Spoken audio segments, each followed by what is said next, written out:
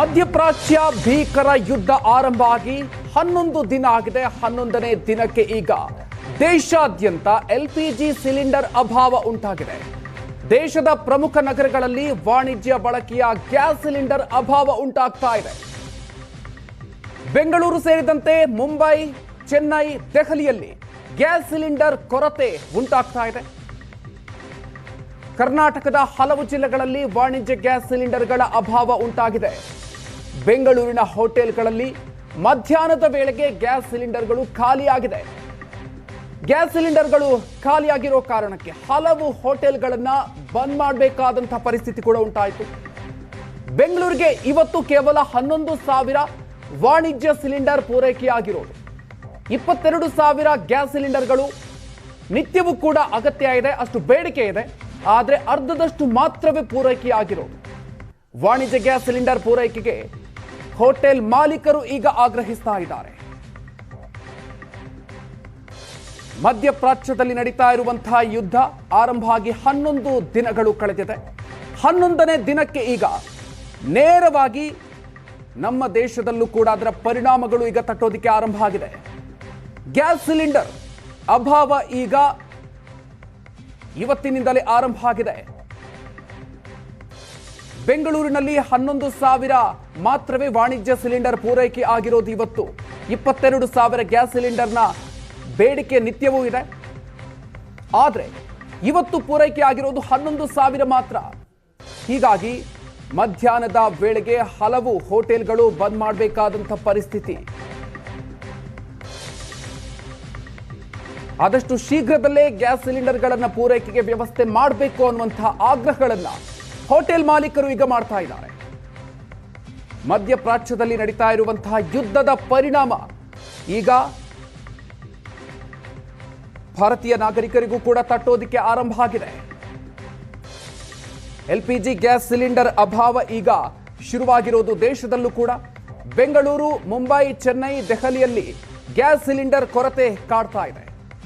ಕರ್ನಾಟಕದ ಹಲವು ಜಿಲ್ಲೆಗಳಲ್ಲಿ ಗ್ಯಾಸ್ ಸಿಲಿಂಡರ್ ಕೊರತೆ ಈಗ ಶುರುವಾಗಿದೆ.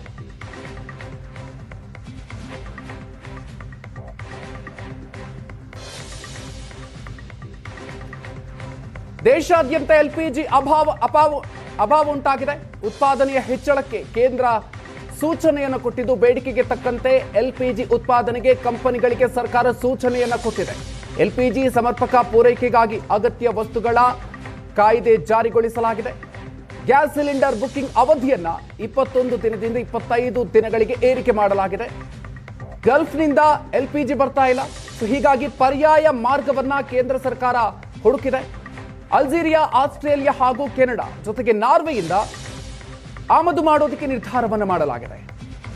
ಇದೀಗ ರಾಜಕೀಯ ವಾಗ್ಯುದ್ಧಕ್ಕೂ ಕೂಡ ಎಲ್ಪಿಜಿ ಸಿಲಿಂಡರ್ ಎಮರ್ಜೆನ್ಸಿ ಈಗ ಕಾರಣ ಆಗಿದೆ. ಗ್ಯಾಸ್ ಪೂರೈಕೆ ಸಮಸ್ಯೆಗೆ ಕೇಂದ್ರ ಸರ್ಕಾರವೇ ಕಾರಣ ಅಂತ ಕಾಂಗ್ರೆಸ್ ಆರೋಪಿಸ್ತಾ ಇದೆ. ಕೃತಕ ಅಭಾವ, ಮಧ್ಯಪ್ರಾಚ್ಯ ಯುದ್ಧದ ಕಾರಣವನ್ನ ಬಿಜೆಪಿ ನಾಯಕರು ಕೊಡ್ತಾ ಇದ್ದಾರೆ.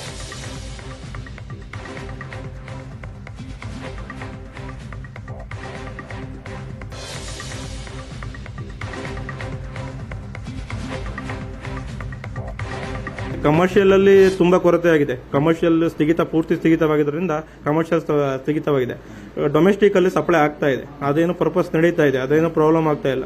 ನಮ್ಮ ಹೋಟೆಲ್ ಪರ್ಪಸ್ ಇರ್ಬೋದು, ನಮ್ಮ ಚೌಟ್ರಿ ಇರ್ಬೋದು, ರಾಮಯ್ಯ ಟೆಕ್ನಾಲಜಿ ಇರ್ಬೋದು, ಈ ತರ ಹೋಟೆಲ್ಗಳಿಗೆಲ್ಲ ತುಂಬಾ ಮಕ್ಕಳು, ವಿದ್ಯಾರ್ಥಿಗಳಿಗೆ ತುಂಬಾ ತೊಂದರೆ ಆಗ್ತಾ ಇದೆ. ಹೋಟೆಲ್ ಪರ್ಪಸ್ ಅಲ್ಲಿ ಹಾಸ್ಟೆಲ್ಗಳಿಗೆಲ್ಲ ತುಂಬಾ ಪ್ರಾಬ್ಲಮ್ ಆಗ್ತಾ ಇದೆ. ಗ್ಯಾಸ್ ಬರೋದ್ರಿಂದ ನಾವು ಹೋಟೆಲ್ ಬಂದ್ ಮಾಡೋದೇ 100%. ಯಾಕಂತ ಹೇಳಿದ್ರೆ ಬೇರೆ ವಿಚಾರನೇ ಇಲ್ಲ ನಮ್ಮ ಕಡೆ. ಯಾಕಂದರೆ ಬೇರೆ ಪರ್ಯಾಯ ವ್ಯವಸ್ಥೆ ಅದಕ್ಕೆ ಏನೂ ಇಲ್ಲ. 10-15 ವರ್ಷ ಹಿಂದೆ ಕಟ್ಟಿಗೆ ಒಲೆ ಎಲ್ಲ, ಈಗ ನನ್ನ ಲೆಕ್ಕದಾಗೆ 100% ಇಲ್ಲ. ಆದ್ದರಿಂದ ಭಾಳ ಕಷ್ಟ. ಈಗ ಸರಿದೂಗಿಸೋಕ್ಕೆ ಸಾಧ್ಯನೇ ಇಲ್ಲ. ಇವತ್ತು ಬಂದ್ ಮಾಡೋ ಪರಿಸ್ಥಿತಿ, ಕಾರ್ಮಿಕರದು ಹಾಹಾಕಾರ ಆಗ್ಬೋದು. ಯಾವ ರೀತಿ ಮಾಡೋದು, ಕೋವಿಡ್ಗಿಂತ ವಿಭಿನ್ನವಾಗಿ ಇದು ಆಗ್ತಾ ಇದೆ ಅಂತೇಳಿ ನಮ್ಗೆ ಅನಿಸ್ತಾ ಇದೆ. ಹೊರಗಡೆ ಯುದ್ಧ ಆಗ್ತಿರೋದ್ರಿಂದ ದಯವಿಟ್ಟು ಹೋಟ್ಲುಗಳನ್ನ ನಿಲ್ಲಿಸ್ಬಿಡಿ ಅಂದರೆ ಕಾರಣಾಂತರಗಳಿಂದ ನಿಲ್ಲಿಸ್ಬಿಡ್ಬೋದು. ಯಾಕಂದರೆ ಪ್ರಪಂಚಕ್ಕೆ ತೊಂದರೆ ಆದಾಗ ನಮಗೂ ಒಂದು ತೊಂದರೆ ಆಗುತ್ತೆ ಅಂತ. ವಿತೌಟ್ ಇಂಟಿಮೇಷನ್ನು ಏನೂ ಇಲ್ಲದೆ ಹೋಟ್ಲುಗಳ ಉದ್ಯೋಗ ಇದು. ಈಗ ನಾವು ಹೋಟ್ಲ್ ಇಲ್ಲ ಅಂದರೆ ನೂರಾರು ಜನ ಊಟಕ್ಕೆ ಬರ್ತಾರೆ, ಅವ್ರಿಗೂ ತೊಂದರೆ ಆಗುತ್ತೆ. ಇಲ್ಲಿ ನಾವು ಅಡುಗೆ ಮಾಡಲಿಲ್ಲ ಅಂದರೆ ಅವ್ರು ಬೈಕೊಂಡು ಹೋಗ್ತಾರೆ. ಇದೆಲ್ಲ ಸಮಸ್ಯೆಗಳಾಗ್ಬಿಟ್ಟು 3-4 ದಿನದಿಂದ ನಮಗೆ ಕಮರ್ಷಿಯಲ್ ಸಿಲಿಂಡ್ರೇ ಬರ್ತಾ ಇಲ್ಲ. ಹೋಟ್ಲು ಉದ್ಯೋಗ ಹೆಂಗೆ ನಡೆಸೋದು? ತುಂಬ ಕಷ್ಟ ಆಗ್ತಾಯಿದೆ, ಹೋಟೆಲ್ ನಡೆಸಲಿಕ್ಕೆ ತುಂಬ ಕಷ್ಟ ಆಗ್ತಾಯಿದೆ. ಹೀಗೆ ಮುಂದುವರೆದ್ರೆ ಇನ್ನೂ ಕಷ್ಟ ಆಗ್ತದೆ. ಬೆಂಗಳೂರಿನಲ್ಲಿ ಆಲ್ರೆಡಿ ಹೋಟೆಲ್ಗಳೆಲ್ಲ ಕ್ಲೋಸ್ ಆಗ್ತಾಯಿದೆ. 80% ಬೆಂಗಳೂರಿನಲ್ಲೇ ಇರ್ತಕ್ಕಂಥ ಹೋಟೆಲ್, 9,000 ಹೋಟೆಲ್ಗಳಿದೆ. ಕರ್ನಾಟಕ ರಾಜ್ಯದಲ್ಲಿ ಒಟ್ಟು 40,000 ಹೋಟೆಲ್ಗಳಿದೆ. ಅದರಲ್ಲಿ 8,000 ಹೋಟೆಲ್ಗಳು ಬೆಂಗಳೂರಿನಲ್ಲೇ ಇದೆ. ನಮ್ಮ ಹೋಟೆಲ್ ಸಂಘದ ಅಧ್ಯಕ್ಷರಾದಂಥ ಸುಬ್ರಹ್ಮಣ್ಯ ಅವರು ಈಗಾಗಲೇ ಕೇಂದ್ರ ಸರ್ಕಾರಕ್ಕೆ ಪತ್ರವನ್ನು ಬರೆದಿದ್ದಾರೆ. ಇದ್ರ ಬಗ್ಗೆ ನೋಡಬೇಕು ಇನ್ನು 2-3 ದಿನಗಳಲ್ಲಿ ಯಾವ ರೀತಿ ಕ್ರಮ ತಗೊತಾರೆ ಅಂತ.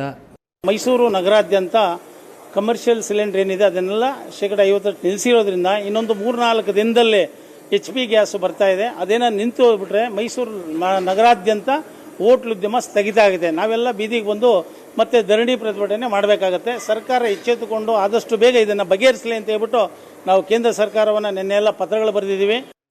ಗ್ಯಾಸೇ ಕೊಡ್ತಾ ಇಲ್ಲ, ಭಾಳ ತ್ರಾಸಾಗಿದೆ. ಇದೇ ಥರ ಮುಂದುವರೆದ್ರೆ ಸಾಧಾರಣ ಹೋಟ್ಲುಗಳೆಲ್ಲ ಮುಚ್ಚಬಹುದು, ಬಂದಾಗಬಹುದು ಅಂತೇಳಿ ನಮ್ಮ ಅನಿಸಿಕೆ. ಈಗ ನಮಗೆ ದಿವಸಕ್ಕೆ ಒಂದು 4ರಿಂದ 5 ಸಿಲಿಂಡರ್ ಬೇಕಾಗಿದ್ದು ಅಂಥದ್ದು ನಮ್ಗೆ ಅವ್ರು ಕೊಡ್ತಾ ಇಲ್ಲ. 1 ಸಿಲಿಂಡರ್ 2 ಸಿಲಿಂಡರ್ ಕೊಡ್ತಾ ಇದ್ದಾರೆ. ಭಾಳ ಕಷ್ಟ ಆಗಿದೆ. ಕೆಲವು ಐಟಮ್ ಎಲ್ಲ ಬಂದ್ ಮಾಡಿಬಿಟ್ಟಿದ್ವಿ. ಕೆಲವು ಐಟಮ್ ಎಲ್ಲ ದೋಸೆ ಗೀಸೆ ಐಟಮ್ಸ್ ಎಲ್ಲ ಬಂದ್ ಮಾಡಿಬಿಟ್ಟು ಈಗ ಖಾಲಿ ಇಡ್ಲಿ ವಡ ಉಪ್ಪಿಟ್ಟು ಸೀರೆ ಆ ಥರ ಗ್ಯಾಸ್ ಎಲ್ಲಿ ಕಡಿಮೆ ಆಗುತ್ತೆ ಅಂಥ ಐಟಮನ್ನು ನಾವು ಇಟ್ಬಿಟ್ಟು ಹೋಟ್ಲ್ ರನ್ ಮಾಡ್ತಾ ಇದ್ದೀವಿ. 16 kgಗೆ 1480 ಇತ್ತು ಸರ್. ಈಗ 115 ಅಂದರೆ ಬರೋಬ್ಬರಿ 18 ಮಾಡ್ಯಾರ. ಹೌದೌದು. ಅದು ಮತ್ತು ಸರ್ವಿಸ್ 2 ಆರ್ಡರ್ 1 ಕೊಡ್ತಾರೆ, 2 ಆರ್ಡರ್ 1 ಕೊಡ್ತಾರೆ. ಅದು ಊರಲ್ಲಿ ಅಡ್ಡಾಡಿ ತಂದು ಕೊಡ್ತಾರೆ. ಈಗ ಪೂನಾದಲ್ಲಿ ಒಂದು ದೊಡ್ಡ ಬ್ರಾಂಚ್ ಐತಂದ್ರೆ ಅಲ್ಲಿ ಕಚ್ಚಾ ವಸ್ತು ಒಟ್ಟು ಬರೋದು ಈಗಲೇ ಬಂದಾಗಿತ್ತಂತೆ. ಈಗ ಬಾಂಬೆ ಮಹಾರಾಷ್ಟ್ರ ಎಲ್ಲ ತೊಂದರೆ ಆಗಿತ್ತು. ಒಂದು ವಾರದೊಳಗೆ ಏನಾದ್ರು ಪಾರ್ಲಿಮೆಂಟಲ್ಲಿ ಸರ್ಕಾರ ಇದನ್ನು ಚರ್ಚೆ ಮಾಡಬೇಕು. ಇವತ್ತರೆಗೂ ಚರ್ಚೆ ಮಾಡೋಕ್ಕೆ ಅವಕಾಶ ಕೊಡ್ತಾ ಇಲ್ಲ. ಅದಕ್ಕೆ ನಮ್ಮ ಎಲ್ಲ ಎಂಪಿಗಳು, ಇಂಡಿಯಾ ಒಕ್ಕೂಟದ ಎಂಪಿಗಳೆಲ್ಲ ನಿನ್ನೆ ಪ್ರತಿಭಟನೆ ಮಾಡಿದ್ದಾರೆ. ಯಾಕೆ ಅವ್ರಿಗೆ ಭಯ? ನಿಮ್ಮ ಫಾರಿನ್ ಪಾಲಿಸಿ ಇವತ್ತಿಂದಲ್ಲ ನಾವು ಇರಾನ್ ಜೊತೆ ಸಂಬಂಧ, ನಮಗೆ ಸ್ಟಾಕ್ ಇಲ್ಲ. ಈಗಾಗಲೇ ಡೀಸೆಲ್ ಬೆಲೆ ನಿನ್ನೆನೆ ಹೆಣ್ಮಕ್ಳು ವರ್ಲ್ಡ್ ವುಮನ್ ಡೇ ದಿನನೇ 60 ರೂಪಾಯಿ ಏರಿಕೆ ಮಾಡಿ ಎಲ್ಲರಿಗೂ ಮಾಡಿದ್ದಾರೆ. ಎಂಪಿಗಳು ಯಾಕೆ ಮಾತಾಡ್ತಾ ಇಲ್ಲ? ಎಂಪಿಗಳು ಒಬ್ರು ಮಾತಾಡ್ತಾ ಇಲ್ಲ. ಈ ಗ್ಯಾಸ್ ಬೆಲೆದು, ಗ್ಯಾಸ್ ತೊಂದರೆ ಆಗಿರೋದು ಈಗ ಎಲ್ಲ ಸ್ಟ್ರೈಕ್ ಮಾಡ್ತಾರಲ್ಲ, ಎಂಪಿಗಳು ಅದ್ರ ಬಗ್ಗೆ ಮಾತಾಡಲಿ. ಎಲ್ಲದಕ್ಕೂ ಧ್ವನಿ ಎತ್ತಾರೆ, ಬಹಳ ವಿಚಿತ್ರವಾಗಿ ಧ್ವನಿ ಎತ್ತಾರೆ, ಎಲ್ಲ ಮಾತಾಡ್ತೀನಿ. ಇಂಧನ ಸಚಿವರಾದಂತಹ ಹರ್ದೀಪ್ ಸಿಂಗ್ ಪುರಿ ಅವರು ನಮಗೆ 75 ದಿನ ಪೂರೈಕೆ ಆಗಷ್ಟು ಇಂಧನ ಇದೆ ನಮ್ಮ ಹತ್ರ ಅಂತ ಹೇಳ್ತಾರೆ. ಆದರೆ ಸರ್ಕಾರದಲ್ಲಿ ಏನಾಗ್ತಾ ಇದೆ ಏನಾಗ್ತಾ ಇಲ್ಲ ಅಂತ ಕೇಂದ್ರ ಸರ್ಕಾರಕ್ಕೆ ಗೊತ್ತಿಲ್ಲ, ಸಚಿವರಿಗೆ ಗೊತ್ತಿಲ್ಲ. ನೀವು ಹೇಳ್ದಂಗೆ ಹೋಟೆಲ್ ಮಾಲೀಕರು ಇರಬಹುದು, ಸಣ್ಣ ಪುಟ್ಟ ಬಿಸ್ನೆಸ್ಗಳಿರಬಹುದು, ಅವರು ಆತಂಕದಲ್ಲಿದ್ದಾರೆ. ಮಾತೆತ್ತಿದ್ರೆ ವಿಶ್ವಗುರು ಅಂತಾರಲ್ಲಪ್ಪ. ಏನು ಇದ ಮಾಡೋದು? ನಿಮ್ದು ಇಬ್ರು ದೋಸ್ತಗಳು, ಟ್ರಂಪ್ ನಿಮ್ ಬೆಸ್ಟ್ ಫ್ರೆಂಡ್ ಅಂತೀರಾ, ಇಬ್ರು ಸಮುದ್ರದ ಅಲೆಗಳಲ್ಲಿ ಓಡಾಡ್ತೀರಾ ಪ್ಯಾಂಟ್ ಏರ್ಸ್ಕೊಂಡು. ಇದು ನಮ್ಮ ರಾಷ್ಟ್ರದ ವಿದೇಶಾಂಗ ನೀತಿ ಮತ್ತೆ ಆರ್ಥಿಕ ನೀತಿಯ ವೈಫಲ್ಯ. ಬರೇ ಮನ್ ಕಿ ಬಾತಿಗೆ ಅವರು ಪ್ರಧಾನಮಂತ್ರಿ ಆಗಿದ್ದಾರೆ. ಮೋದಿ ಸರ್ಕಾರಕ್ಕೆ, ಕೇಂದ್ರ ಸರ್ಕಾರಕ್ಕೆ ಅಭಿನಂದನೆಯನ್ನು ಸಲ್ಲಿಸಲಿಕ್ಕೆ ಬಯಸ್ತೇನೆ. ಇದು ಅವರು ಕೊಟ್ಟಂತ ಒಂದು ಕೊಡುಗೆ ಅಂತ ಹೇಳಲಿಕ್ಕೆ ಬಯಸ್ತೇನೆ. ಮೊನ್ನೆ ಮಹಿಳಾ ದಿನಾಚರಣೆಯ ದಿನದಿಂದನೇ ಗ್ಯಾಸ್ ಸಿಲಿಂಡರ್ ಬೆಲೆ ಜಾಸ್ತಿ ಆಗಿದೆ. ಸೊ ಎಲ್ಲಿ ಸ್ಮೃತಿ ಇರಾನಿ ಅವರು ಎಲ್ಲೋ ಯಾಕೋ ಕಾಣಿಸ್ತಾ ಇಲ್ಲ. ಏನು ಯುದ್ಧ ನಡೀತಾ ಇದೆ, ಆ ಯುದ್ಧದಿಂದ ಇಡೀ ವಿಶ್ವದ ಮೇಲೆ ಪರಿಣಾಮ ಬೀರ್ತಾ ಇದೆ. ಇನ್ನು ಬರ್ತಾ ಬರ್ತಾ ನೋಡಿ, ಇದು ಬರೀ ಶುರು ಆಗಿದೆ ಅಷ್ಟೇ. ಬರ್ತಾ ಬರ್ತಾ ನೋಡಿ ಭಾರತ ದೇಶಕ್ಕೆ ಬಹಳಷ್ಟು ಸಂಕಷ್ಟ ಎದುರಾಗಲಿದೆ. ಈ ಒಂದು ಬೆಲೆ ನಿಯಂತ್ರಣವನ್ನು ಮಾಡಬೇಕು, ಜೊತೆಯಲ್ಲಿ ಗ್ಯಾಸ್ನ ಸಿಲಿಂಡರ್ನ ಇಮಿಡಿಯೇಟ್ ಆಗಿ ಎಷ್ಟು ಬೇಕು ಅಷ್ಟು ಪೂರೈಕೆ ಮಾಡೋದ್ರಲ್ಲಿ ಗಮನ ಹರಿಸಬೇಕು. ಭಾರ ಬಿದ್ದಿದೆ, ಅದ್ರ ಬಗ್ಗೆ ಪ್ರಶ್ನೆ ಇಲ್ಲ. ಆದರೆ ಇದಕ್ಕೆ ಮುಖ್ಯ ಕಾರಣ ಅರಬ್ ಕಂಟ್ರೀಸ್ ಏನಿವೆ, ಇಸ್ರಾಯೇಲ್, ಈಜಿಪ್ಟ್, UAE, ನಮ್ಮ ಟ್ರಂಪ್ ಸಾಹೇಬರ ಕೃಪೆಯಿಂದ ಏನು ಯುದ್ಧ ನಡೀತಾ ಇದೆ ಅದರ ದುಷ್ಪರಿಣಾಮಗಳು ಇವು. ಸಹಜವಾಗಿ ಎಲ್ಲ ದೇಶಗಳಿಗೆ ಕೂಡ ಪೆಟ್ರೋಲಿಯಂ ಪ್ರಾಡಕ್ಟ್ಸಿನ ಕೊರತೆ ಉಂಟಾಗ್ತಾ ಇದೆ. ನಮ್ಮೆಲ್ಲರಿಗೆ ಕೂಡ ಪ್ರಪಂಚದಲ್ಲಿ ನಡೀತಾ ಇರುವಂತ ವಿದ್ಯಮಾನಗಳು ಅರಿವಿದೆ. ಹರ್ದೀಪ್ ಸಿಂಗ್ ಪುರಿ ಅವರಿಗೆ ಮಾತಾಡಿದೆ. ಇವತ್ತು ಖುದ್ದಾಗಿ ಭೇಟಿ ಮಾಡಿ ಕರ್ನಾಟಕದ ಮತ್ತು ದೇಶದ ಹಲವಾರು ಭಾಗಗಳ ಸ್ಪೆಷಲಿ ಹೋಟೆಲ್ ಉದ್ಯಮದ ಭಾವನೆಗಳನ್ನ, ಅವರ ಸಮಸ್ಯೆಯನ್ನ ತಿಳಿಸಿದ್ದೀನಿ. 33 ಕೋಟಿ ಜನ ಮನೆಗಳಿಗೆ ಗ್ಯಾಸ್ ಸಿಲಿಂಡರ್ ಸಪ್ಲೈ ಮಾಡೋದು ಮೊದಲ ಆದ್ಯತೆ ಅನ್ನುವಂಥದ್ದನ್ನು ಸರ್ಕಾರ ಬಹಳ ಸ್ಪಷ್ಟವಾಗಿ ಹೇಳಿದೆ. ಎರಡನೇದು ಆಸ್ಪತ್ರೆಗಳು ಮತ್ತು ಎಜುಕೇಶನಲ್ ಇನ್ಸ್ಟಿಟ್ಯೂಷನ್ಸ್, ಇದು ಆದ್ಯತೆಯ ವಲಯ ಆಗಿದೆ. ಸಹಜವಾಗಿ ಹೋಟೆಲ್ ಅಲ್ಲಿ ಕೂಡ ಬಹಳ ದೊಡ್ಡ ಪ್ರಮಾಣದ ಸ್ಪೆಷಲಿ ಗ್ರಾಹಕರು ಡಿಪೆಂಡ್ ಆಗಿದ್ದಾರೆ. ಇದನ್ನು ಬಗೆಹರಿಸಕ್ಕೆ ನಾವು ವಿಶೇಷ ಯೋಜನೆಯನ್ನು ಮಾಡ್ತಾ ಇದ್ದೀವಿ. ಹಾಗೇನೆ ಪೆಟ್ರೋಲಿಯಂ ಮಂತ್ರಿಗಳು 3 ಜನರ ಒಂದು ಇಡಿಗಳ ಕಮಿಟಿಯನ್ನು ಕೂಡ ಅವರು ಮಾಡಿದ್ದಾರೆ. ಸಹಜವಾಗಿ ಇಂಥ ಪರಿಸ್ಥಿತಿಯನ್ನ ದುರುಪಯೋಗ ಮಾಡಿಕೊಳ್ಳುವಂತ ಒಂದು ವ್ಯವಸ್ಥೆ ಕೂಡ ನಮ್ಮ ದೇಶದಲ್ಲಿ ಇದೆ. ಸಹಜವಾಗಿ ಸ್ಟಾಕ್ ಅಲ್ಲಿ ಕೊರತೆ ಮಾಡುವಂಥದ್ದು ಕೂಡ ನಡೆಯುತ್ತೆ. ನಾನು ಕರ್ನಾಟಕದ ಫುಡ್ ಅಂಡ್ ಸಿವಿಲ್ ಸಪ್ಲೈಸ್ ಡಿಪಾರ್ಟ್ಮೆಂಟ್ಗೂ ಕೂಡ ವಿನಂತಿ ಮಾಡ್ತೀನಿ, ಯಾರೇ ಇಂಥ ಗೋಡೌನ್ ಅಲ್ಲಿ ಇವತ್ತು ಸ್ಟಾಕ್ ಇಟ್ಕೊಂಡಿದ್ರೆ ದಯಮಾಡಿ ಇದನ್ನ ಚೆಕ್ ಮಾಡೋದಕ್ಕೆ ಪ್ರತಿಯೊಂದು ಜಿಲ್ಲೆಯಲ್ಲಿ ಕೂಡ ನೀವೊಂದು ತಂಡವನ್ನು ಮಾಡಬೇಕು. ಹಿತಮಿತವಾಗಿ ಖರ್ಚು ಮಾಡಿ ನೀವು ಅದನ್ನ ಬಳಕೆಯನ್ನು ಮಾಡಿ ಅನಿಲವನ್ನ ಪೆಟ್ರೋಲ್ ಡೀಸೆಲ್ಗೆ ಏನು ಕೊರತೆ ಆಗಲ್ಲ.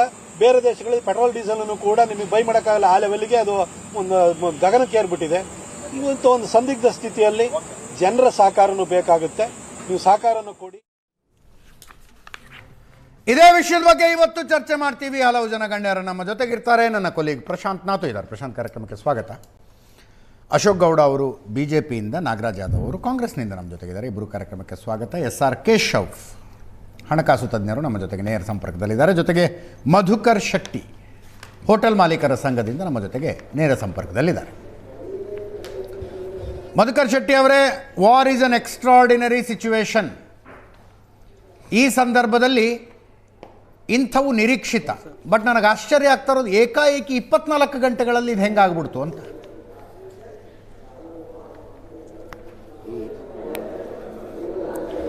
ಈಗ ಬಹುಶಃ ಈ ಹಿಂದೆ ಕೂಡ ನಾವು ನೋಡದೇ ಇರುವಂತಹ ಒಂದು ದೊಡ್ಡ ಸಮಸ್ಯೆಗೆ ಸಿಕ್ಕಾಕೊಂಡಿದ್ದೀವಿ. ಬಹುಶಃ ಕಳೆದ ಸೋಮವಾರದಿಂದ ಯಾವುದೇ ಹೋಟೆಲಿಗರಿಗೆ ವಾಣಿಜ್ಯ ಅನಿಲವನ್ನು ಸರಬರಾಜು ಮಾಡ್ತಾ ಇಲ್ಲ. ಕೆಲವರು ಏನಾಗಿದೆ, ದೊಡ್ಡ ದೊಡ್ಡ ಹೋಟ್ಲವರು ಸ್ವಲ್ಪ ಮಟ್ಟಿನ ಸ್ಟಾಕನ್ನು ಇಟ್ಕೊಂಡಿರ್ತಾರೆ. ಬಹುಶಃ ಕೆಲವ್ರದ್ದು ನಿನ್ನೆಗೆ ಎಂಡಾಗಿದೆ ಅಥವಾ ಇವತ್ತು ಅಥವಾ ನಾಳೆಗೆ ಖಂಡಿತವಾಗಿಯೂ ಕೂಡ ಅವರು ಇಟ್ಟುಕೊಂಡಿರುವಂಥ ಸ್ಟಾಕು ಖಾಲಿ ಆಗುತ್ತೆ. ತದನಂತರ ಏನು, ಹೋಟೆಲ್ನ ಬಂದ್ ಮಾಡಬೇಕಾ? ನಮ್ಮನ್ನು ಅವಲಂಬಿತರಾಗಿರುವಂತಹ ಗ್ರಾಹಕರಿಗೆ ಏನನ್ನು ಸರ್ವಿಸ್ ಕೊಡುವಂಥದ್ದು? ಕಾರ್ಮಿಕರು ಭಾಳಷ್ಟು ಜನ ನಮ್ಮ ಜೊತೆಗೆ ಕೆಲಸ ಮಾಡ್ತಾ ಇದ್ದಾರೆ. ನಾವೀಗ ಏಕಾಏಕಿಯಾಗಿ ಸಮಸ್ಯೆಯನ್ನು ಬಂದ್ ಮಾಡಿದರೆ ಮುಂದಿನ ಗತಿ ಏನು? ಇವೆಲ್ಲವೂ ಕೂಡ ನಮ್ಮ ಮುಂದೆ ಇರುವಂಥ ಸಮಸ್ಯೆಗಳು. ಈಗಾಗಲೇ ಮಧುಕರ್ ಶೆಟ್ಟಿ ಅವರ 11ನೇ ದಿನದ ಯುದ್ಧ ಇವತ್ತು ಮಾರಾಟ ಮಾಡ್ತಾ ಇದ್ದಾರೆ. ನಮಗೆ ನಿಧಾನಕ್ಕೆ ಕೊರತೆ ಪೈಲಪ್ ಆಗ್ತಾ ಬಂತ. ಇದು ನೆನ್ನೆ ಮಧ್ಯಾಹ್ನ ಹೋಟೆಲಿಯರ್ ಸಂಘದಿಂದ ಒಂದು ಪ್ರೆಸ್ ನೋಟ್ ಹೊರಗೆ ಬರೋ ತನಕ ಯಾರಿಗೂ ಅಂದಾಜಿರಲಿಲ್ಲ. ಹೌದು, ಈಗ ನಮಗೆ ಏಕಾಏಕಿ ಈ ರೀತಿಯ ಅಂದರೆ ಯಾವುದೇ ಇನ್ಫಾರ್ಮೇಷನ್ ಬಾರದೇ ಇರೋದ್ರಿಂದ, ಈಗ ಇರಾನಲ್ಲಿ ಅಲ್ಲಿ ಯುದ್ಧ ಆಗ್ತಾ ಇದೆ, ಈ ಥರದ ಸಮಸ್ಯೆಗಳಿದೆ ಅನ್ನುವಂಥದ್ದು ಕೂಡ ನಾವು ಸ್ವಲ್ಪ ಜಾಗೃತರಾಗಿದ್ದೀವಿ.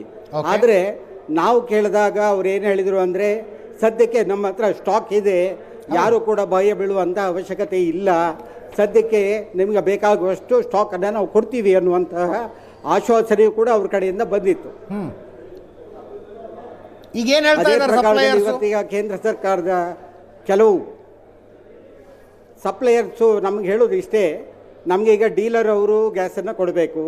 ನಾವು ಡೀಲರ್ ಅವ್ರನ್ನ ನಿನ್ನೆಯಿಂದ ಸತತವಾಗಿ ಅವ್ರನ್ನ ಸಂಪರ್ಕಿಸಲಿಕ್ಕೆ ಪ್ರಯತ್ನ ಮಾಡ್ತಾ ಇದ್ದಾಗ ಅವ್ರು ಏನು ಹೇಳ್ತಾ ಇದ್ದಾರೆ ಅಂತ ಹೇಳಿದ್ರೆ, ನಾವು ಖಾಲಿ ಸಿಲಿಂಡರ್ನ ಕಳಿಸ್ಕೊಟ್ಟಿದ್ದೀವಿ, ಅಲ್ಲಿ ಫಿಲ್ಲಿಂಗ್ ಆಗಿ ವಾಪಸ್ ಬರ್ತಾ ಇಲ್ಲ.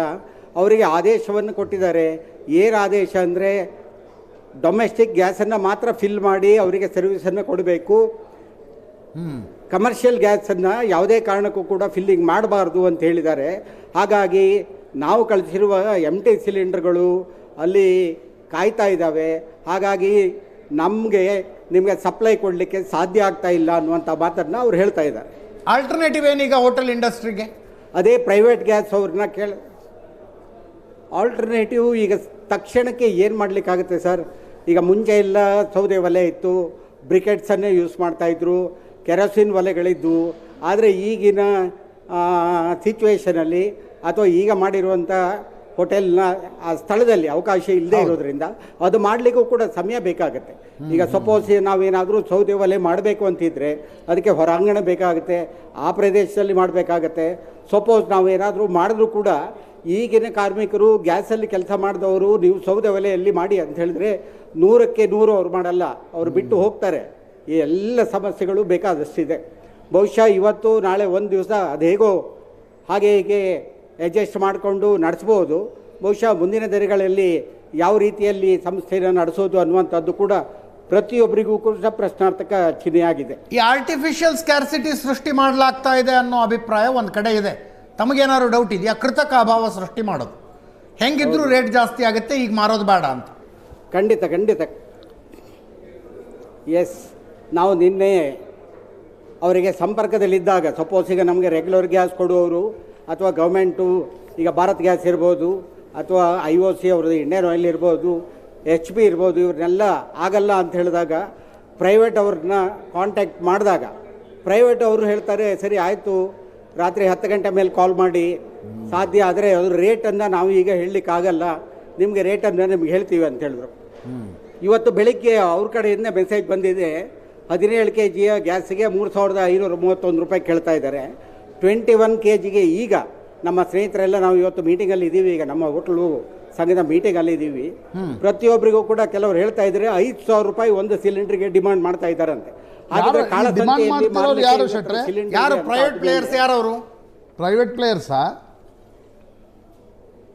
ಪ್ರೈವೇಟ್ ಗ್ಯಾಸ್ ಸಪ್ಲೈಯರ್ಸ್, ಅಂದರೆ ಏಜೆನ್ಸಿಗಳು. ಹೌದು, ಏಜೆನ್ಸಿ ಅಂದರೆ ಈ ಇಂಡಿಯನ್ ಆಯಿಲ್ ಏಜೆನ್ಸಿ ಅಥವಾ HP ಏಜೆನ್ಸಿ ಅವರಲ್ಲ. ಓಕೆ, ಪ್ರೈವೇಟ್ ಗ್ಯಾಸ್ ಇದೆ. ಫಾರ್ ಎಕ್ಸಾಂಪಲ್ ಬೇರೆ ಬೇರೆ ಕಂಪ್ನಿಗಳಿದ್ದಾವೆ, ಅವ್ರದ್ದೇ ಆದಂಥ ಯೂನಿಟನ್ನು ಮಾಡಿಕೊಂಡು ಈಗಲೂ ಕೂಡ ಒಂದು 20% ಹೋಟೆಲ್ಗೆ ಅವರು ಸಪ್ಲೈ ಕೊಡ್ತಾ ಇದ್ದಾರೆ. ಓಕೆ, ಅವ್ರದ್ದು 17 kg ಸಿಲಿಂಡರ್ ಇದೆ, ಅದರ ಜೊತೆಗೆ 21 kg ಸಿಲಿಂಡರ್ ಕೂಡ ಇದೆ. ಇವತ್ತೀಗ 21 kg ಸಿಲಿಂಡರ್ಗೆ 5,000 ರೂಪಾಯಿ ಕೊಟ್ಟರೆ ನಿಮಗೆ ತಂದು ಕೊಡ್ತೀವಿ, ಅದು ತಂದು ಕೊಡಲ್ಲ, ನೀವು ಗಾಡಿನ ಕಳಿಸ್ಕೊಡಿ, ನಾವು ಅರೇಂಜ್ ಮಾಡ್ತೀವಿ ಅಂತ ಅವ್ರು ಹೇಳ್ತಾ ಇದ್ದಾರೆ. ಮುಂಚೆ ಎಷ್ಟಿತ್ತು ಅದರ ರೇಟು? ಅದು 1,800 1,850 ರೂಪಾಯಿ ಇತ್ತು.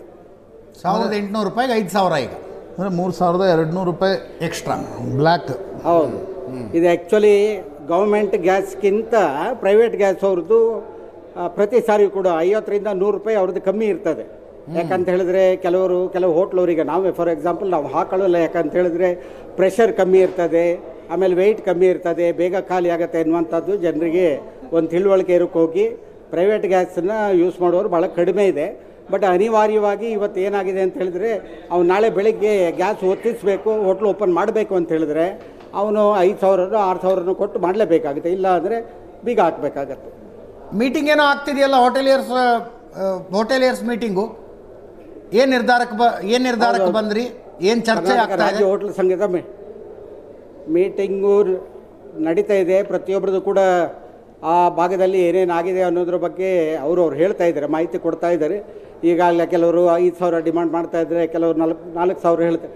ನಮ್ಮ ರಿಕ್ವೆಸ್ಟ್ ಇಷ್ಟೇ ಸರ್, ಸ್ವಲ್ಪ ಜಾಸ್ತಿ ಆದರೂ ಪರವಾಗಿಲ್ಲ, ಆದರೆ ಅಟ್ಲೀಸ್ಟ್ ಒಂದು 50% ಈಗ ಇದು ಕೂಡ ನಾಗರಿಕರಿಗೆ ಅಗತ್ಯವಾದಂಥ ಸೇವೆ ಕೊಡುವಂಥದ್ದು. ಈಗ ನಾಳೆ ಇವತ್ತೀಗ ಟೂರಿಸ್ಟ್ ಅವ್ರು ಬಂದಿರ್ಬೋದು, ಅಥವಾ ಹಾಸ್ಪಿಟ್ಲ್ ಕ್ಯಾಂಟೀನ್ಗಳಿರ್ಬೋದು, ಅಥವಾ ಏರ್ಪೋರ್ಟ್ಗಳಿರ್ಬೋದು, ಅಥವಾ ಪೇಷಂಟ್ಗಳು ಬಂದಿರ್ತಾರೆ, ಅವರಿಗೆ ಈಗ ಏರ್ಪೋರ್ಟ್ ಇರ್ಬೋದು, ರೈಲ್ವೆ ಸ್ಟೇಷನ್ ಇರ್ಬೋದು, ಒಂದು ಅರ್ಧ ಕಾಫಿ ಕುಡಿಬೇಕಂದ್ರೂ ಕೂಡ ಭಾಳ ಕಷ್ಟ ಇದೆ.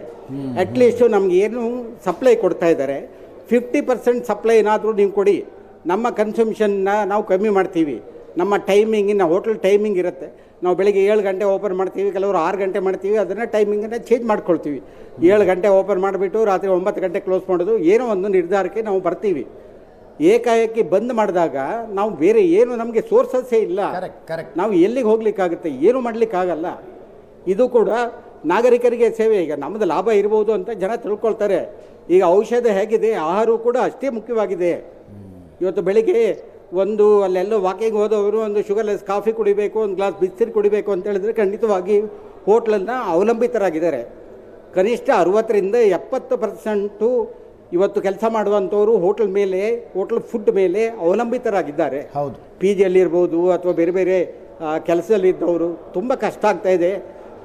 ನಾಳೆ ಬೆಳಿಗ್ಗೆ ಈಗಾಗಲೇ ನಮ್ಮ ಮೀಟಿಂಗಲ್ಲಿ ನಾವು ನಿರ್ಧಾರ ಮಾಡಿದ್ದೀವಿ, ನಮ್ಮ ಆಫೀಸ್ ಬೇರರ್ಸು 1 2 3 4 ಜನ ನಾಳೆ ಕೇಂದ್ರ ಸರ್ಕಾರದ ಜೊತೆಗೆ ಡೆಲ್ಲಿಗೆ ಹೋಗಿ ಒಂದು ಮೀಟಿಂಗನ್ನು ಕೂಡ ಇಲ್ಲಿಯ MP ಗಳಿಗೆ ನಾವು ಮನವಿಯನ್ನು ಮಾಡಿ. ಯಾರಾದರೂ ಮಾತಾಡಿದ್ರಾ ಸ್ವಯಂ ಪ್ರೇರಿತರಾಗಿ ಏನು ಸಮಸ್ಯೆ ಆಗ್ತಿದೆ ಅಂತ ಕೇಳಿದ್ರಾ ಶೆಟ್ರೆ? ಸಂಸದರಾಗಲಿ ಅಥವಾ ಆಯಿಲ್ ಕಂಪ್ನಿಗಳ ಅವರಿಗೆ ಆಲ್ರೆಡಿ ಎಲ್ಲ ಮಾತಾಡಿದ್ವಿ ಸರ್. ಮಾತಾಡಿದಂದರೆ ನಮಗೆ ಕನೆಕ್ಟ್ ಆದವ್ರ ಹತ್ರ ಮಾತಾಡಿದ್ದೀವಿ. ಬಟ್ ಯಾರೂ ಕೂಡ ಸಮರ್ಪಕವಾಗಿ ಸರಿಯಾದಂತಹ ಕಾಲನ್ನು ಕೂಡ ಎತ್ತಾ ಇಲ್ಲ, ಸರಿಯಾದ ಮಾಹಿತಿಯನ್ನು ಕೊಡ್ತಾ ಇಲ್ಲ. ಅವ್ರು ಏನು ಹೇಳ್ತಾ ಇದ್ದಾರೆ ಅಂತ ಹೇಳಿದ್ರೆ, ಕಮರ್ಷಿಯಲ್ ಗ್ಯಾಸನ್ನು ನೀವು ಫಿಲ್ಲಿಂಗ್ ಮಾಡಬಾರ್ದು ಅಂತ ಹೇಳಿದ್ದಾರೆ ಅಂತ ಹೇಳ್ತಾರೆ. ನಾವು ಕೇಳ್ತೀವಿ ಅವ್ರ ಹತ್ರ, ಹಾಗಿದ್ರೆ ಕಮರ್ಷಿಯಲ್ ಸಿಲಿಂಡರ್ ಕೊಡಬಾರ್ದು ಅಂತ ಹೇಳಿದಾರಾ ಅಥವಾ ಕೊಡಬಾರ್ದು ಅನ್ನುವಂಥದ್ದು ನಿಮಗೆ ಏನಾದರೂ ಆರ್ಡರ್ ಬಂದಿದೆಯಾ, ಆದೇಶ ಇದೆಯಾ ನಿಮ್ಮ ಕೈಯಲ್ಲಿ ಅಂತ ಕೇಳಿದರೆ ಅದಕ್ಕೆ ಅವ್ರ ಹತ್ರ ಉತ್ತರ ಇಲ್ಲ. ಓಕೆ ಓಕೆ, ಗೊತ್ತಾಯ್ತು. ಎಸ್, ಧನ್ಯವಾದ ಶೆಟ್ರೆ. ಸಮಸ್ಯೆ ಆದಷ್ಟು ಬೇಗ ಬಗೆಹರಿಲಿ. ಎಸ್ ಆರ್ ಕೇಶವ್ ಸರ್, ಯುದ್ಧದಂಥ ಸನ್ನಿವೇಶ, ಆಹಾರ ಧಾನ್ಯಗಳನ್ನೇ ರೇಷನಿಂಗಲ್ಲಿ ಕೊಡ್ತಾ ಇದ್ರು ಅನ್ನೋದನ್ನೆಲ್ಲ ಓದಿದ್ದೀವಿ ನಾವು. ಈಗ ಆರಂಭ ಆಗಿರೋದು ಗ್ಯಾಸ್ ಸಿಲಿಂಡರ್ನ ಕೊರತೆಯೊಂದಿಗೆ. ಈಗ ಇದು ಬಹುಶಃ ಕೃತಕವಾಗಿ ಅಭಾವವನ್ನು ಸೃಷ್ಟಿ ಮಾಡ್ತಿದ್ದಾರೆ ಅಂತ ನನಗನ್ಸುತ್ತೆ.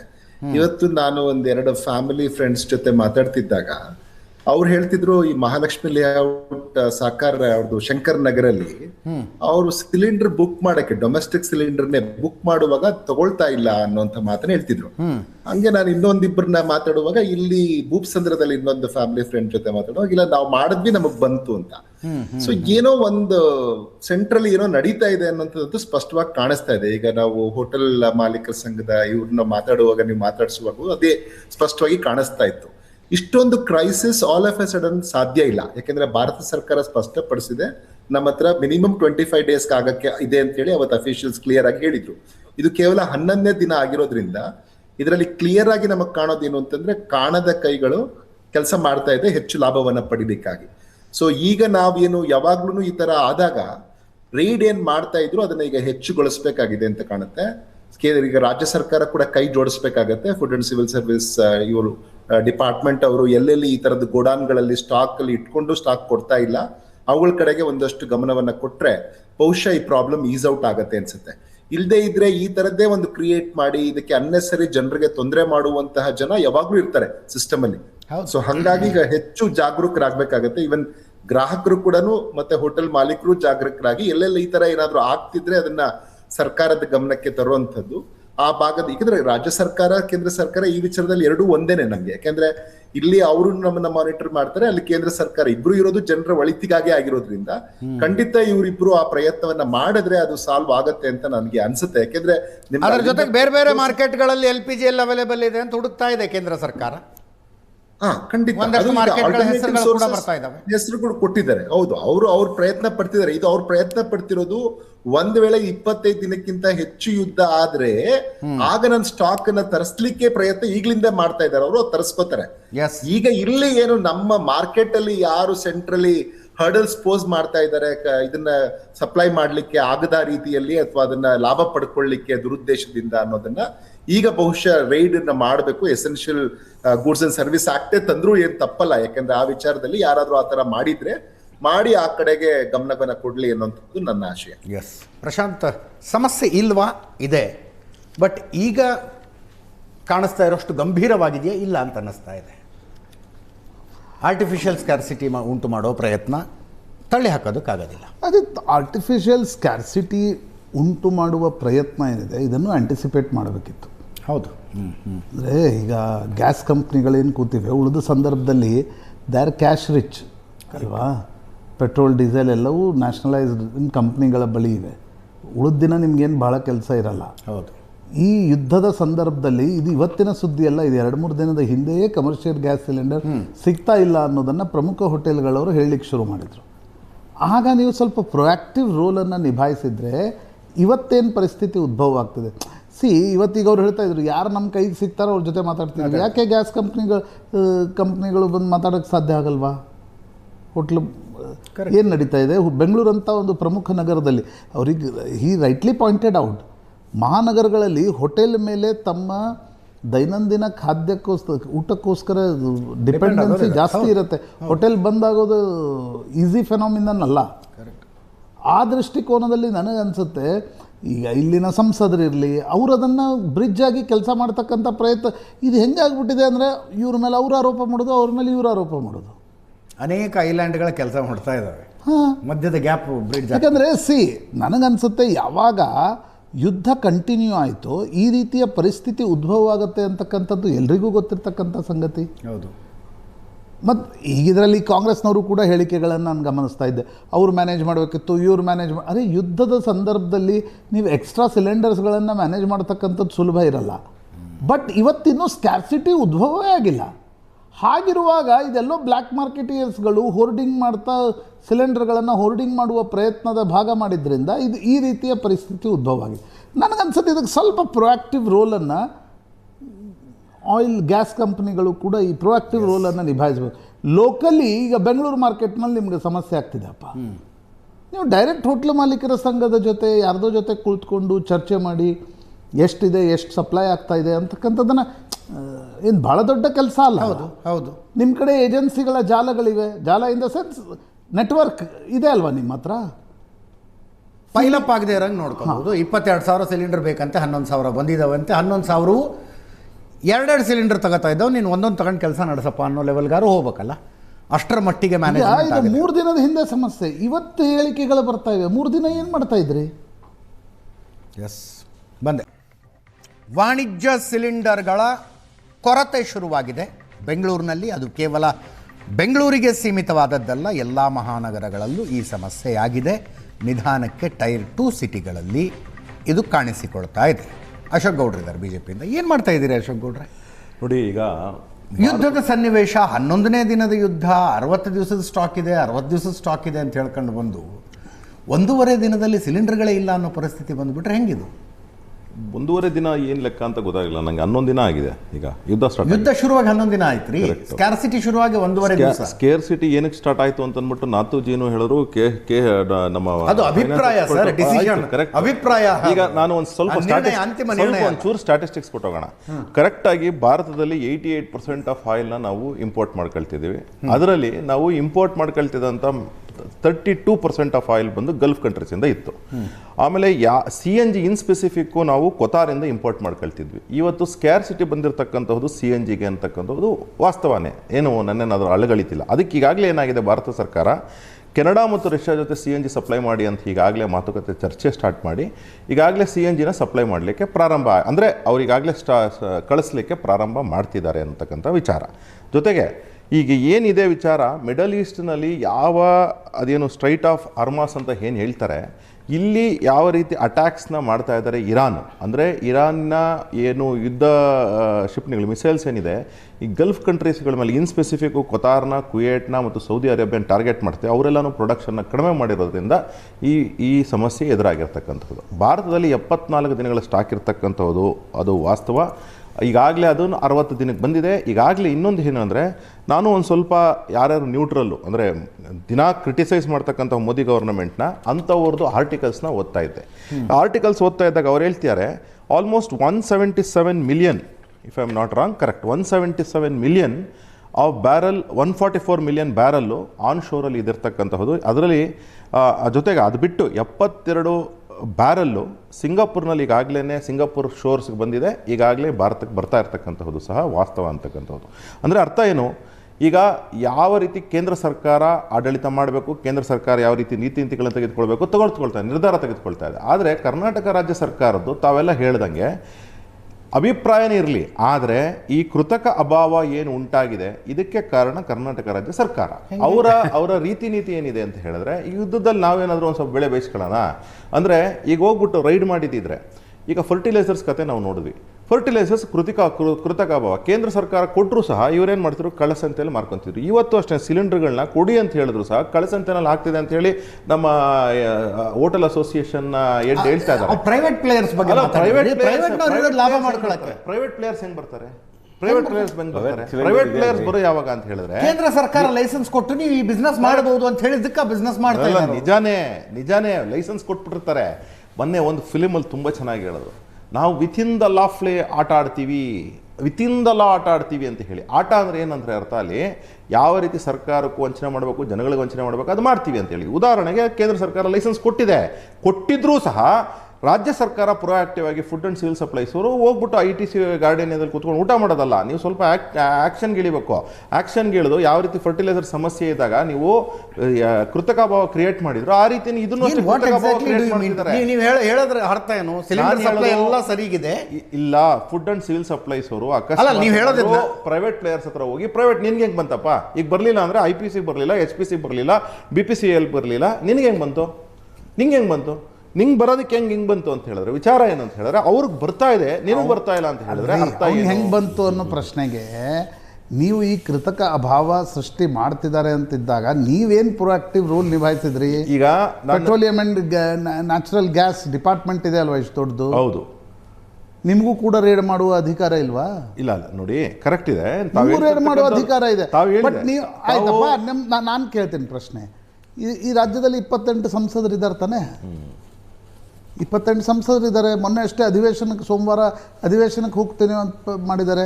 ಆಯ್ತಪ್ಪ, ಈ ಗ್ಯಾಸ್ ಇಲ್ಲಿ ಸಮಸ್ಯೆ ಆಗ್ತಾ ಇದೆ, ಇಲ್ಲಿ 3-4 ಜನ ಸಂಸದರಿದ್ದಾರೆ ಬೆಂಗಳೂರಲ್ಲಿ, ಬೆಂಗಳೂರು ಗ್ರಾಮಾಂತರ ಹಿಡಿದು. ಅವ್ರು ಏನು ಮಾಡ್ತಿದ್ದಾರೆ? ಈಗ ಅವರು ಇಲ್ಲ ಹರ್ದೀಪ್ ಸಿಂಗ್ ಪುರಿಯ ಗಮನಕ್ಕೆ ನಾವು ತಂದ್ವಿ ಅನ್ನೋದನ್ನ ಹೇಳಿದ್ದನ್ನು ಬಿಟ್ಟರೆ ಅವ್ರು ಏನೂ ಮಾಡ್ತಾ ಇದ್ದಂಗೆ ಕಾಣ್ತಾ ಇಲ್ಲ. ಈಗ ನೋಡಿ ನಾದುಜೆ, ನೀವು ಯಾವಾಗಲೂ ಏನು ಗೊತ್ತಾ, ಭಾರತೀಯ ಜನತಾ ಪಾರ್ಟಿ ಇಲ್ಲ, ರಾಜ್ಯ ಸರ್ಕಾರ ಏನು ಮಾಡುತ್ತೆ ಇದರಲ್ಲಿ? ರಾಜ್ಯ ಸರ್ಕಾರ ನಿಮ್ಮನ್ನು ಟೀಕೆ ಮಾಡ್ತಿದ್ದಾರೆ. KH ಮುನಿಯಪ್ಪನವ್ರು ನಾಳೆ ಬೆಳಗ್ಗೆ ಒಂದು ಸಭೆ ಕರೆದಿದ್ದಾರಂತೆ. ಸಭೆ ನಂತರ ನಾವೇನಾದ್ರೂ ಮಂತ್ರಿಗಳಾಗಿದ್ರೆ ನಾವು ಇವತ್ತು ಮಧ್ಯಾಹ್ನ ಕರಿತಾ ಇದ್ವಿ ಸಭೆ, ನಾಳೆ ಬೆಳಗ್ಗೆ ಅಲ್ಲ, ಇವತ್ತು ಮಧ್ಯಾಹ್ನ ಕರಿತಾ ಇದ್ವಿ. ಅದು ಪ್ರೊಆಕ್ಟಿವ್ನೆಸ್ ಅಂದ್ರೆ ಪೆಟ್ರೋಲಿಯಂ ಅಂಡ್ ನ್ಯಾಚುರಲ್ ಗ್ಯಾಸ್. ಈಗ ಕೇಂದ್ರ ಸರ್ಕಾರ CNG ನ Canada maximum 92% of CNG supplies come from ಏಷ್ಯಾದಲ್ಲಿ ಏಷ್ಯನ್ ಕಂಟ್ರೀಸ್ಗೆ. ನೀವು ಎರಡರಲ್ಲಿ ಒಂದು ಹೇಳಿ ನನಗೆ. ಈಗ ಅಲ್ಬೇನಿಯಾ, ಕೆನಡಾ, ಅಜಿತ್ ಹೇಳ್ತಾ ಇದ್ರು ಸಂಜೆ, ಎಲ್ಲಿಂದ ಸರ್ಕಾರ ಪ್ರಯತ್ನ ಮಾಡ್ತಾ ಇದೆ.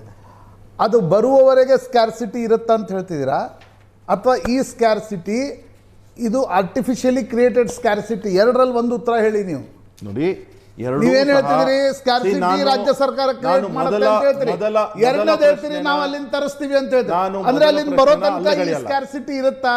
ನಾನು ಮೊದಲ ಪಾಯಿಂಟ್ನ ಅಲ್ಲ ಗಳಿಯೋದಿಲ್ಲ. ಯಾಕೆ ಅಂತ ಹೇಳಿದ್ರೆ ಅಭಾವ ಏನಿದೆ 92% ಯುದ್ಧ ಇದೆ, ಅಭಾವ ಇದೆ, ಸತ್ಯವೇ. 92% of CNG for the entire Asian countries including Japan, ಇಂಡಿಯಾನು ಸೇರಿಸ್ಕೊಂಡು ಕೊತಾರಿಂದ ಬರ್ತಾ ಇತ್ತು.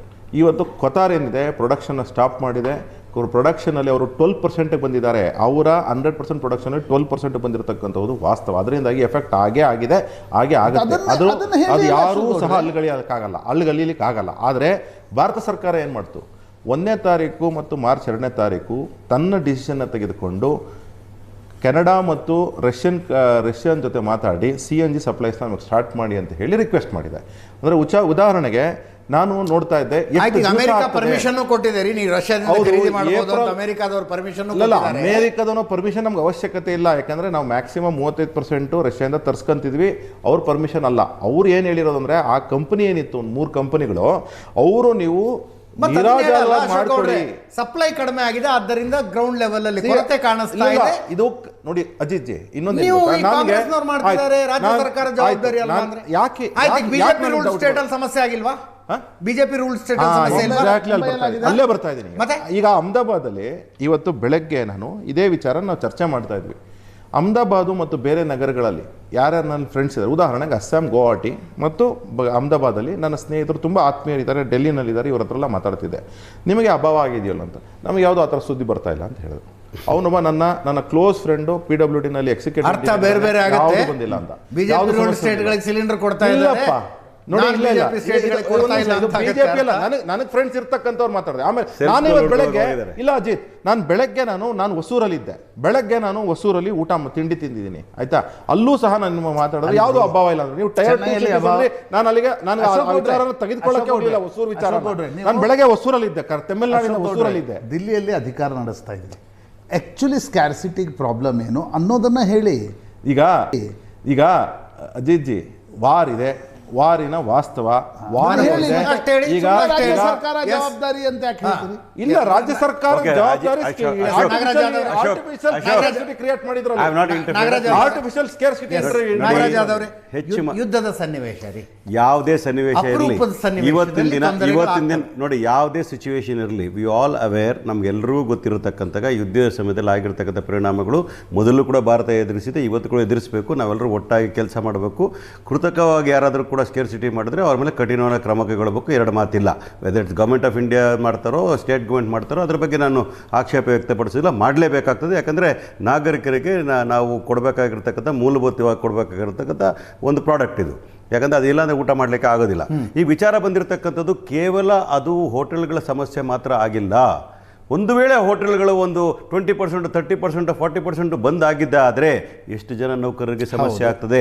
ಆಮೇಲೆ ಬೆಂಗಳೂರು ನಗರ ಅಂತ 1,40,00,000 ಜನ ಇರ್ತಕ್ಕಂಥ ಇದರಲ್ಲಿ more than 50% people dependent on the hotel for food. ಯಾಕಂದರೆ ಗಂಡ ಹೆಂಡತಿ ಇಬ್ಬರು ಕೆಲಸ ಮಾಡ್ತಕ್ಕಂಥದ್ದು, ಬ್ಯಾಚುಲರ್ಸ್ ಎಲ್ಲರೂ ಕೆಲಸ ಮಾಡ್ತಕ್ಕಂಥದ್ದು. ಈ ಸಾಫ್ಟ್ವೇರ್ ಇಂಡಸ್ಟ್ರಿ ಎಲ್ಲ ಪ್ಯಾಂಟ್ರಿಗಳು, ಕ್ಯಾಂಟೀನ್ಗಳು ಎಲ್ಲ ನಡೀತಾ ಇರ್ತದೆ, ಎಲ್ಲವೂ ಕೂಡ ಸಮಸ್ಯೆಗಳಾಗ್ತವೆ.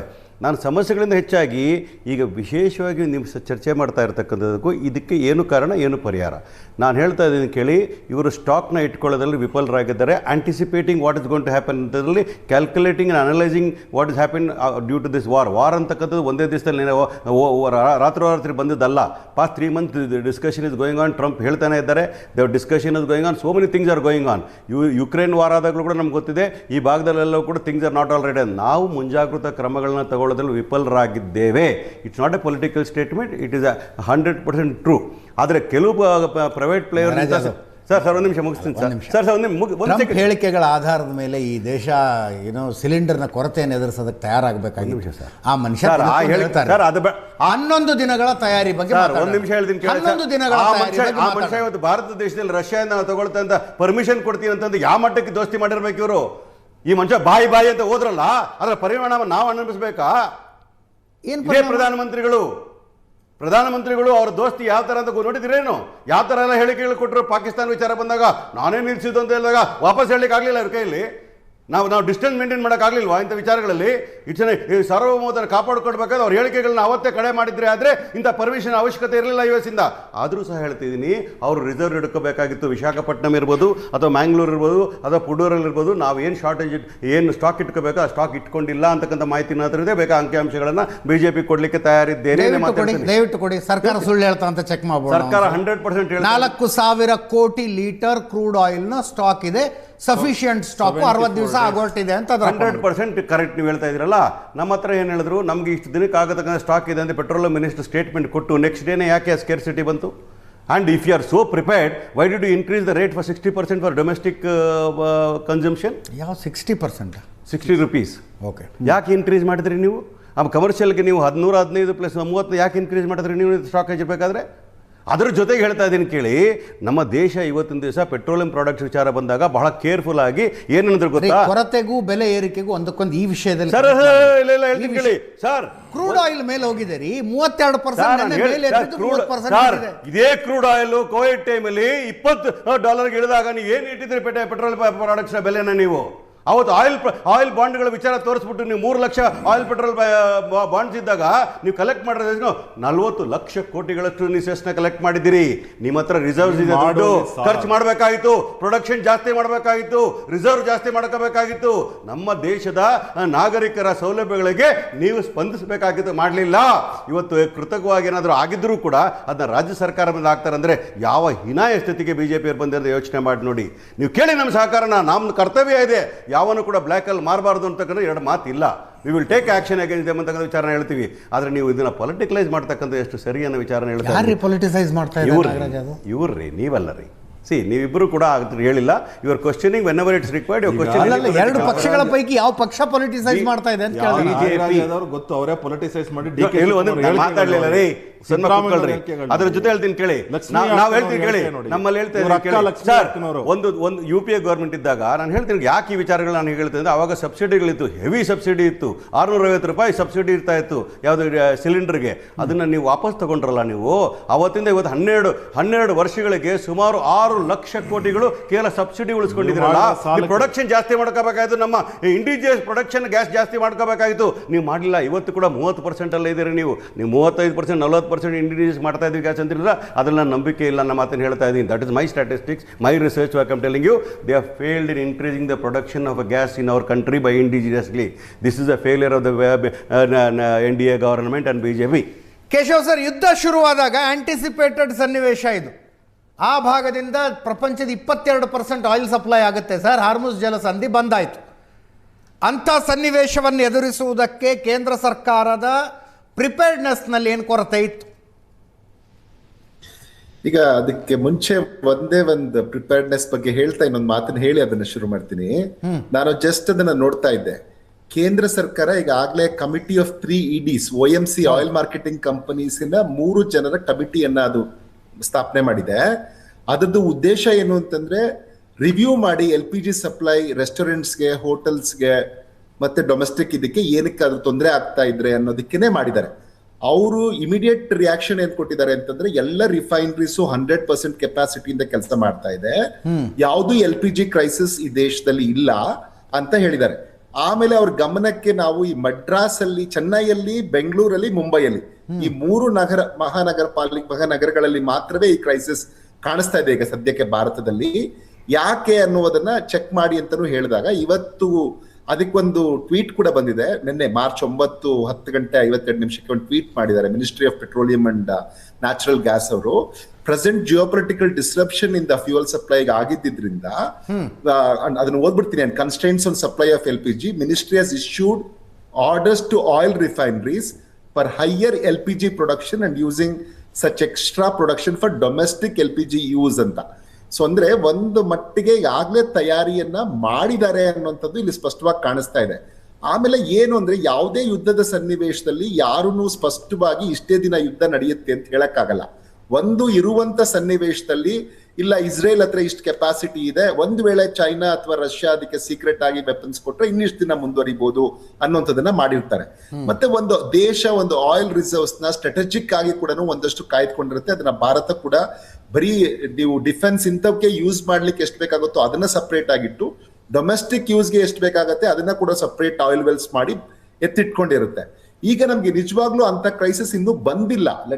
ನಾನು ಕ್ಲಿಯರ್ ಆಗಿ ಹೇಳ್ತಾ ಇದ್ದೀನಿ, ಯಾಕಂದ್ರೆ ನಿಮ್ಗೆ ಯಾವುದೇ ಅಂಕಿಅಂಶವನ್ನ ತೆಗೆದು ನೋಡಿದ್ರು ಭಾರತದಲ್ಲಿ ಈಗ ಸದ್ಯಕ್ಕೆ ಅಂತ ಪರಿಸ್ಥಿತಿ ಇಲ್ಲ. ಮತ್ತೆ ರಷ್ಯಾ ಹತ್ರ ನಾವು ಕೊಂಡ್ಕೊಳ್ಳಿಕ್ಕೇನು ಏನು ಪ್ರಾಬ್ಲಮ್ ಇರ್ಲಿಲ್ಲ. ಅದನ್ನ ನಾವು ಮುಂಚೆನೂ ಫೆಬ್ರವರಿ ಅಂಕಿಅಂಶನೇ ನೋಡಿದ್ರೆ ಯುದ್ಧ ಇನ್ನೂ ಅವಾಗ ಅಂತ ಮಟ್ಟಕ್ಕೆ ಇರ್ಲಿಲ್ಲ. ಆಗ್ಲೇ ಫೆಬ್ರವರಿಯಲ್ಲಿ 20.3% ಅಷ್ಟು ನಾವು ಕೊಂಡ್ಕೊಳ್ತಾ ಇದ್ವಿ.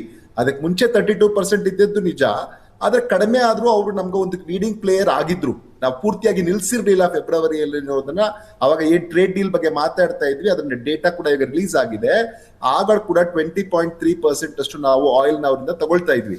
ಈಗ ನೋಡಿ, ಈ ತರದೊಂದು ಸನ್ನಿವೇಶವನ್ನ ಸಿದ್ಧವಾಗ್ಲಿಕ್ಕೆ ತಾನೇ ಇದೆಲ್ಲ ಮಾಡ್ತಾ ಇರೋದು. ಮತ್ತೆ ಈಗ ರಷ್ಯಾ ಹೆಚ್ಚಿಗೆ ಡಾಲರ್ ಕೊಡಿ ಅಂತ ಕೇಳ್ತಾ ಇದೆ, ಬಟ್ ನಮ್ಗೆ ಆಯಿಲ್ ಸಪ್ಲೈ ಏನು ಪ್ರಾಬ್ಲಮ್ ಇಲ್ಲ ಅನ್ನೋದು ಸ್ಪಷ್ಟವಾಗಿ ಗೊತ್ತಾಗ್ತಾ ಇದೆ. ಆಮೇಲೆ ಇನ್ನೂ ಒಂದು ವಿಚಾರವನ್ನ ನಾನು ಇಲ್ಲಿ ಹೇಳ್ಬೇಕೇನು ಅಂತಂದ್ರೆ, ಯಾವಾಗ $120 ನಮ್ಗೆ ಬ್ರೆಂಟ್ ಕ್ರೂಡ್ ಆಯಿಲ್ ಪ್ರೈಸ್ ಜಾಸ್ತಿ ಆಯ್ತು, ಆ ಕೂಡಲೇ ಏನ್ ಮಾಡಿದ್ರು G7 ದೇಶಗಳು, ನಾವು ನಮ್ಮ ಹತ್ರ ಇರುವಂತ ರಿಸರ್ವ್ಸ್ ನ ರಿಲೀಸ್ ಮಾಡ್ತೀವಿ ಅಂತ, ಇನ್ನು ಮಾಡಿಲ್ಲ ಅವರು, ರಿಲೀಸ್ ಮಾಡ್ತೀವಿ ಅಂತ ಹೇಳಿದ ತಕ್ಷಣ ಬ್ರೆಂಟ್ ಕ್ರೂಡ್ ಆಯಿಲ್ ಪ್ರೈಸಸ್ $93 ಬಂತು. $93 ಬಂದು ಈಸ್ ಔಟ್ ಆಯ್ತು. ಇವಾಗ್ಲೂ ಬೇಕಾಗಿರೋದು ಅಂತದೇ ಸನ್ನಿವೇಶ ಇದೆಯೋ, ಈ ತರದೊಂದು ಸನ್ನಿವೇಶವನ್ನ ಸೃಷ್ಟಿ ಮಾಡಿದ್ದಾರೆ ಆಗ್ಲಿ. ಇದು ಭಾರತದಲ್ಲಿ ನಿಜವಾಗ್ಲೂ ಇವಾಗ LPG ಆಗ್ಲಿ ಅಥವಾ ನಮ್ಗೆ ಪೆಟ್ರೋಲ್ ಆಯಿಲ್ ಆಗ್ಲೇ ನೋಡಿ, ಒಂದು ಗಾಳಿ ಸುದ್ದಿ ಹಬ್ಬಿದ್ದಕ್ಕೆ ಮಂಗಳೂರು ಮತ್ತೆ ಕಡಲ ತೀರದ ನಮ್ಮ ಡಿಸ್ಟ್ರಿಕ್ಟ್ ಗಳಲ್ಲಿ ಆಗಲೇ ಜನ ಹೋಗಿ ಪೆಟ್ರೋಲ್ ಕೇಂದ್ರಗಳ ಮುಂದೆ ಹೋಗಿ ಕ್ಯೂ ನಿಂತ್ಕೊಂಡಿದ್ರು. ಯಾಕೆ? ಒಂದು ಗಾಳಿ ಸುದ್ದಿಯಿಂದ ಇದೆಲ್ಲ ಆಗಿದ್ವು. ಈ ತರ ಯಾರೋ ಸೆಂಟ್ರಲಿ ಏನೋ ಮಾಡಿ ಬ್ಲಾಕ್ ಹೋರ್ಡಿಂಗ್ ಮಾಡಿ ಅವ್ರೇನೋ ಲಾಭ ಮಾಡ್ಲಿಕ್ಕೆ ಮಾಡುವಂಥದ್ದು ಈಗ ಕೇಂದ್ರ ಸರ್ಕಾರ ಮತ್ತೆ ಸ್ಪಷ್ಟಪಡಿಸಿದೆ. ಯಾವುದು ಸಿಂಗಲ್ ಡಿಸ್ಟ್ರಿಬ್ಯೂಟರ್ ಭಾರತದಲ್ಲಿ ಈಗ ಡ್ರೈ ಆಗಿಲ್ಲ ಅವ್ರ ಹತ್ರ ರಿಸೋರ್ಸಸ್ ಅಂತ. ಆದ್ರೆ ಏನು ಸಿಲಿಂಡರ್ಸ್ ಇದೆ ಅದು ಎಲ್ಲವೂ ಸ್ಪಷ್ಟವಾಗಿ ಇದೆ ಕರೆಕ್ಟ್ ಆಗಿ ಅಂತ ಕೇಂದ್ರ ಸರ್ಕಾರ ಹೇಳಿದೆ. ಈಗ ಅದನ್ನ ಚೆಕ್ ಮಾಡ್ಬೇಕಾಗಿದೆ ಅಷ್ಟೇ. ಈಗ ಎಲ್ಲೆಲ್ಲಿ ಅದು ಸ್ಟಾಕ್ ಆಗಿ ಕುಳಿತಿದೆ ಅದನ್ನ ಮಾಡಿ ಹುಡುಕಿದ್ರೆ ಖಂಡಿತ ಪ್ರಾಬ್ಲಮ್ ಸಾಲ್ವ್ ಆಗುತ್ತೆ. ನನಗೆ ಇದು ಬ್ರೇಕ್ ತಗೊಂಡ್ಬಂದು ವಾಣಿಜ್ಯ ಸಿಲಿಂಡರ್ಗಳ ಕೊರತೆ ಗ್ರೌಂಡ್ ಲೆವೆಲ್ನಲ್ಲಿ ಎಷ್ಟು ಕಾಣಿಸ್ತಾ ಇದೆಯೋ ಅಷ್ಟು ನಿಜಕ್ಕೂ ಇದೆಯಾ? ಮೊದಲು ಕಂಡೀಷನ್ ಇರಲಿಲ್ಲ, ಇವತ್ತು ಯಾಕೆ ಆಗ್ತಾ ಇದೆ ಅಲ್ಲೂ ಕೂಡ ಕೊರತೆ ಕಾಣ್ತದೆ. ನಾಗರಾಜ್ ಯಾದವ್, ಯುದ್ಧದ ಸನ್ನಿವೇಶಗಳನ್ನ ಈ ದೇಶ ಬಹಳ ಎದುರಿಸಿದೆ, ತನ್ನೊಳಗೂ ಎದುರಿಸಿದೆ. ಸಹಕಾರ ಇದೆ, ಹೊರಗಡೆ ಯುದ್ಧದ ಪ್ರಭಾವವು ಬಹಳ ಆಗಿದೆ. ನಮ್ಮ ಸಹಕಾರ ಇದೇ ಇರಾನ್ ಇರಾಕ್ ಯುದ್ಧ ಆಗಿತ್ತಲ್ರಿ, ಭಾರತದ ಮೇಲೆ ಏನೂ ಪರಿಣಾಮ ಆಗಿರ್ಲಿಲ್ವಾ? ಇಲ್ಲ ಅಂತ ಹೇಳಿಲ್ಲ ಸರ್, ಎದುರಿಸ್ತೀವಿ. ಆದ್ರೆ ನೀವು ಓಪನ್ ಹಾರ್ಟೆಡ್ ಆಗಿ ವಿರೋಧ ಪಕ್ಷಗಳ ಕಾನ್ಫಿಡೆನ್ಸ್ ತಗೊಂಡು ಅದ್ರ ಬಗ್ಗೆ ಚರ್ಚೆ ಮಾಡಿ ಪರಿಹಾರಗಳು ಕಂಡುಕೋಬೇಕು. ನೀವು ಚರ್ಚೆ ಮಾಡಕ್ಕೆ ಬಿಡೋದಿಲ್ಲ. ನಿಮ್ಗೆ ಯಾವ ತರ ಬುದ್ಧಿಮಾಂದ್ಯತೆ ಆಗಿದೆ ಅಂತಂದ್ರೆ you are thinking that whatever you do is correct. ಜನಗಳು ಸಾಯೋದ್ರಿ 60 ರೂಪಾಯಿ ಜಾಸ್ತಿ ಮಾಡಿದ್ರೆ ಎಲ್ಲಿಂದ ಕಟ್ಟಬೇಕು ನಾವು? ಏನೋ ಗ್ಯಾರಂಟಿಗಳು ಕೊಟ್ಟಿದ್ವಿ, ಜನ ಬದುಕೊಳ್ತಾ ಇದ್ದಾರೆ. ಒಂದ್ ವೇಳೆ 2 ತಿಂಗಳು ಬಾಕಿ ಇರೋದೊಂದು ಕೊಟ್ಟು ಬಿಡ್ರಿ, ಜನರಿಗೆ ಹೆಲ್ಪ್ ಆಗುತ್ತೆ. ಇಂತ ಎಲ್ಲ ಕೊಡ್ತೀವಿ ನಾವು. ಒಂದೇನಾ ಯಾವ್ದು ಬಾಕೆಟ್ಗಳು ಬಿಜೆಪಿ ಬಾಕೆಟ್ಗಳಕ್ಕೆ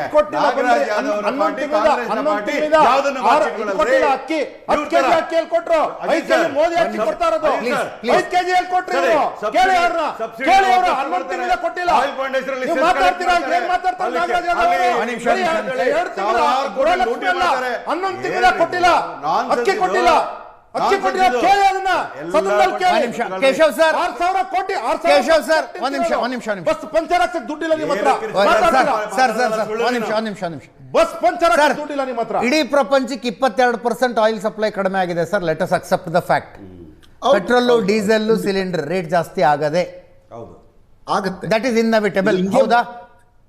ಅಲ್ಲ, ಖಂಡಿತವಾಗಿಯೂ ನಾನು ಎಕ್ಸ್ಪೆಕ್ಟ್ ಮಾಡಿದ್ದು ಯಾವಾಗ ಇದು $68 ನಮ್ಗೆ ಏನೋ ಒಂದು ಬ್ರೆಂಟ್ ಕ್ರೂಡ್ ಆಯಿಲ್ ಒಂದು ಬ್ಯಾರಲ್ಗೆ ಇತ್ತು, ಅದರಿಂದ ಹೆಚ್ಚಾದ್ರೆ ನೀವು ಐದರ್ ಆಯಿಲ್ ಬಾಂಡ್ಸ್ ಮಾಡಬೇಕು ಹಿಂದಿನ ಸರ್ಕಾರ ಮಾಡ್ದಂಗೆ, ಇಲ್ಲ ಅಂದ್ರೆ ಸ್ವಲ್ಪ ಮಟ್ಟಿಗಾದ್ರೂ ಜನರಿಗೆ ಅದನ್ನ ವರ್ಗಾಯಿಸಬೇಕು. ಬೇರೆ ದಾರಿ ಇಲ್ಲ. ಯಾಕೆಂದ್ರೆ ಇಲ್ಲಾಂದ್ರೆ ನಿಮ್ಮ ಕರೆಂಟ್ ಅಕೌಂಟ್ ಡೆಫಿಸಿಟ್ಸ್ ಜಾಸ್ತಿ ಆಗುತ್ತೆ, ಅದರಿಂದ ಮತ್ತೆ ನಮ್ಗೆ ಹೊಡೆತ ಬೀಳುತ್ತೆ.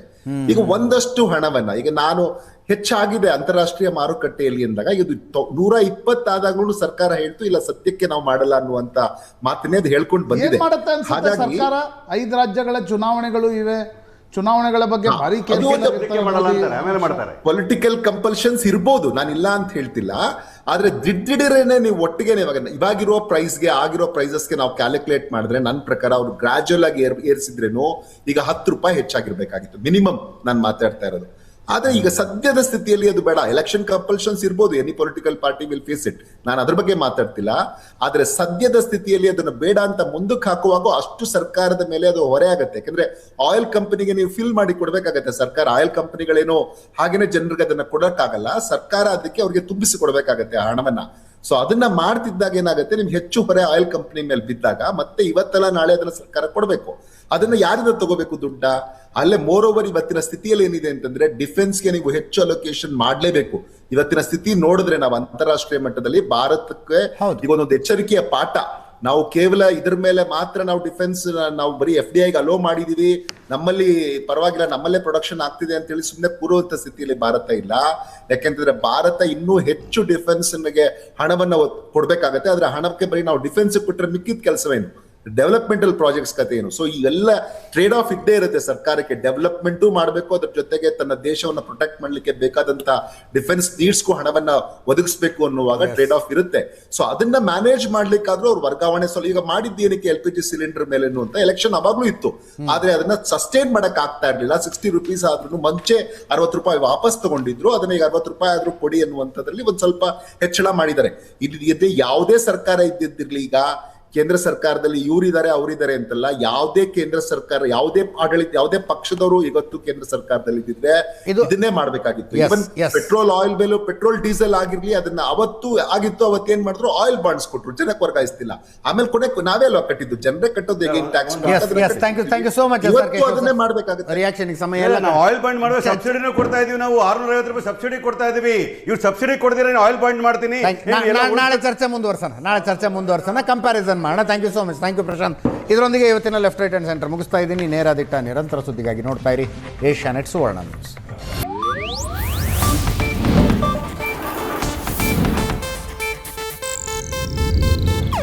ಇದು ಏಷ್ಯಾನೆಟ್ ನ್ಯೂಸ್ ನೆಟ್ವರ್ಕ್ ಪ್ರಸ್ತುತಿ.